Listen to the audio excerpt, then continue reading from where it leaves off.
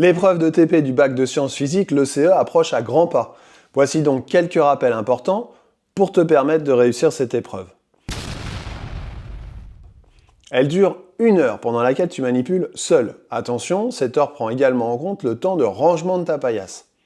Le sujet sur lequel tu peux tomber se trouve dans une banque comportant environ 80 sujets qui est disponible en ligne. Tu peux donc en regarder certains pour comprendre comment ils sont articulés. Tu trouveras aussi en ligne, même si ce n'est pas vraiment autorisé, des corrections partielles de ces sujets. Dans les énoncés, il y a toujours un contexte, une petite histoire avec des documents que tu dois analyser. La première partie de ton travail est donc souvent d'extraire des informations de ces documents, de proposer un protocole expérimental, mais aussi parfois d'effectuer des calculs préliminaires. Après validation avec l'examinateur, tu passes à la seconde partie qui est la réalisation de la manipulation. Dans cette étape, tu fais ton TP comme en classe, tu prends des mesures et tu présentes tes résultats. Enfin, dans une troisième partie, tu peux avoir à trouver un modèle mathématique pour valider ces résultats, les critiquer ou les comparer avec ceux attendus. Cette étape est souvent inachevée parce que les élèves passent trop de temps sur les 2 premières, donc attention.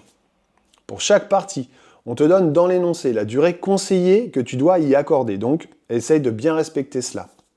Tout au long de l'épreuve, tu dois bien penser à communiquer avec l'examinateur, que ce soit à l'oral ou à l'écrit. C'est une compétence qui est évaluée également, la communication. Pense bien à fermer ta blouse, attacher tes cheveux éventuellement, sois organisé et propre. Ne te précipite pas et n'hésite pas à demander de l'aide si tu es perdu. Dernier conseil, demande un feutre ou amène-en un pour repérer, en chimie notamment, les solutions mises dans les différentes pièces de verrerie. Ces solutions sont souvent incolores et tu auras vite fait de les confondre avec le stress. Cette dernière idée fera vraiment son effet auprès de l'examinateur. Allez, bon courage à toi!